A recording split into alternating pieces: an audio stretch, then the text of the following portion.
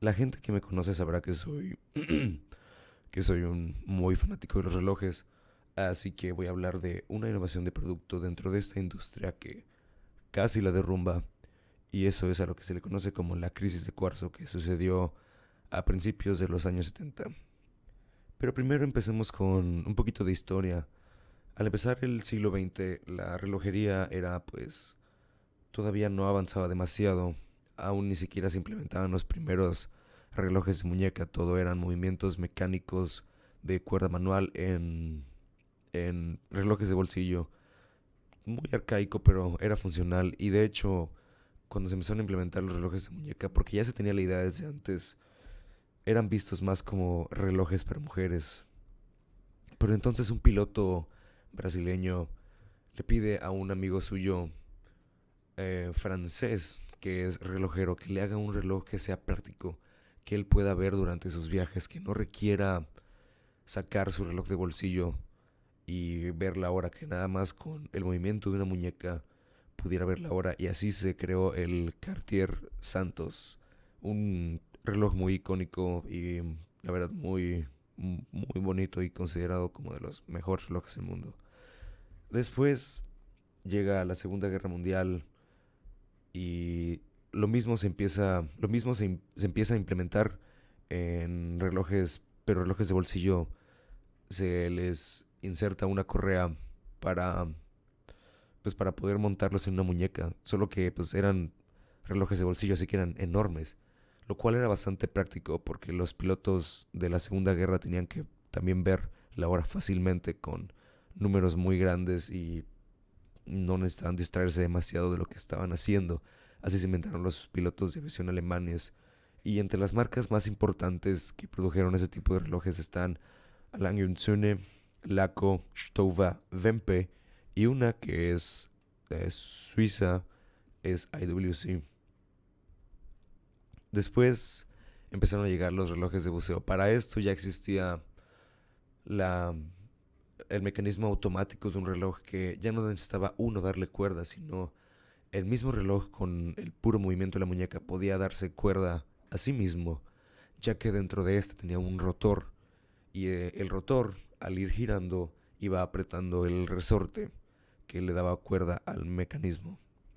El primer reloj de buceo empezó más o menos en 1927 cuando Omega trató de meter un reloj dentro de otro estuche de reloj para darle más resistencia al agua.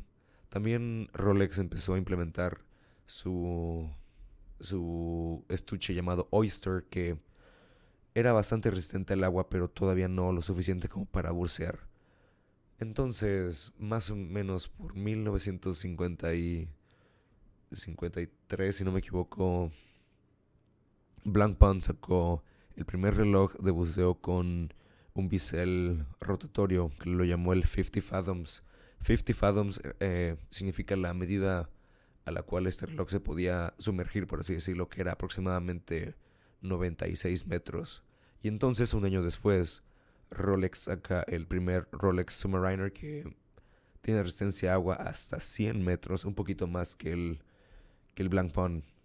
Y ambos se vuelven muy icónicos. Es un diseño muy icónico que vemos hoy en día.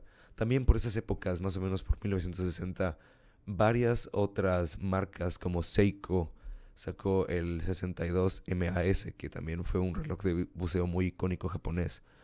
U otro que la verdad me fascina demasiado es el Oris 65, precisamente porque fue en 1965 cuando sacó su primera edición. Avanzamos con la historia y llegamos a la carrera espacial de los 60, donde Estados Unidos y Rusia estaban peleando por ser los primeros hombres en llegar a la Luna. Y la NASA quería ser el primero, quería ganar esa carrera, pero para eso necesitaba un reloj funcional que pudiera funcionar en el vacío del espacio y bajo toda la presión de la fuerza G. Necesitaba algo que aguantara. Probó demasiados relojes, probó un Breitling, si no me equivoco, probó un Rolex, probó un Omega, probó otro que ahorita no recuerdo, pero el Omega fue al final el que pasó todas las pruebas. Fue el Omega Speedmaster, que igual es podría ser, después del Rolex Submariner, el reloj más reconocido mundialmente por sus logros. Y esto le dio a Omega un gran impulso, porque no hay mejor marketing que decir que tu reloj llegó a la luna. Y los rusos utilizaron Fortis. Fortis, de hecho, fue la primera marca de relojes en implementar un movimiento mecánico automático de esos que se dan cuerda a sí mismo. Y hasta la fecha Fortis sigue siendo la marca oficial de la Agencia Espacial de Rusia. Pero bueno, ya con un poquito de historia vamos a entrar a la parte mala de esta historia o a la parte fea, pero que de igual manera fue una gran innovación para la relojería y fue la crisis de cuarzo. Porque ya desde antes, 1950, se empezaba a jugar con la idea de relojes electrónicos, pero aún así no se implementaban bien pues, de buena manera. Estaba el Bulova Accutron que utilizaba un, una paleta como la de los músicos que utilizan para entonar, que esta vibraba y generaba un movimiento muy suave de la manecilla en vez de dar tics como los daba un reloj mecánico de ese entonces que eran como 3 5 tics por segundo. Este daba más o menos unos 16 tics por segundo, lo que le daba un movimiento muy suave. Pero el cuarzo es una batería que le daba poder a un chip. Este chip daba intervalos cada segundo, lo cual generaba un movimiento muy cuadrado de la manecilla que daba solamente un paso por segundo. Y ese paso se regulaba por una piedra de cuarzo dentro del mecanismo. Y pues Seiko fue el primero en introducir ese tipo de relojes al mercado llamado el Quartz Astron. Este Quartz Astron utilizaba ese tipo de mecanismo de cuarzo y al principio se implementó con un precio muy alto. Se vendió como un reloj de lujo porque era un primero en su clase. Después, eh, los suizos empezaron a implementar esta tecnología y también venderla como tecnología de lujo, como el futuro es algo novedoso. La, el movimiento electrónico es algo nuevo, vamos hacia el futuro. Pero después, de nuevo se dieron cuenta los japoneses de que pues no era necesario cobrar tanto por algo que se podía producir tan fácil, algo que se podía producir en masa. La tecnología de cuarzo se volvió algo barato, algo fácil de producir en masa, fácil de mantener y algo muy importante, era muy, pero muy precisa. Pues eh, un reloj certificado en aquel entonces perdía o ganaba unos 10 segundos por día. Un reloj de cuarzo podía mantener un tiempo preciso de entre 5 segundos aproximadamente, más o menos 5 segundos aproximadamente al mes. Y pues no había cronómetro certificado y hasta la fecha no hay ningún reloj mecánico que pueda compararse con la precisión de un reloj de pila o de cuarzo. Y pues esto le dio pues básicamente en la madre a, la, a la relojería suiza, porque la gente se dio cuenta de que no necesitamos gastar tanto dinero en un reloj mecánico que me va a fallar o que no me va a decir el tiempo tan preciso como yo quiero. Puedo gastar menos dinero, invertir menos dinero en este pequeño reloj que utiliza una pila que es mucho más preciso y es mucho más fácil de mantener. Entonces llegó la crisis, hubo mucho desempleo en Suiza, muchas marcas se perdieron, como Gallet, que fue de las marcas más antiguas del mundo, totalmente desapareció. Omega, que vimos que estaba en su auge en ese entonces, había llegado al espacio, estuvo a punto de perder, de no haber sido por un héroe en esta historia que se llama Swatch.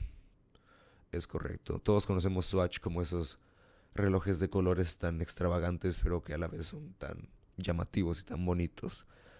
Swatch también fueron relojes suizos que implementaron esta tecnología de cuarzo producida en masa y le dieron un resurgimiento a la relojería suiza. Entonces se formó el grupo Swatch, que empezó a comprar varias marcas para salvarlas de la perdición en la crisis de cuarzo. Entre esas marcas están Mido, Tissot, Hamilton, Rado, Longines, que Longines era considerada también de las mejores marcas en el mundo, de las más importantes, así a la altura de Patek Philippe, Audemars Piguet y de Jaeger-LeCoultre, pero ahorita solamente es otra pequeña marca del grupo Swatch. También salvó a Omega, que igual estuvo a punto de perderse en ese entonces, y a Breguet, que es de las marcas más importantes de la relojería suiza porque hizo demasiadas innovaciones. E igual salvó a Blancpain, igual también es de las más viejas y vimos que fue la primer marca en sacar al mercado un reloj de bisel rotatorio.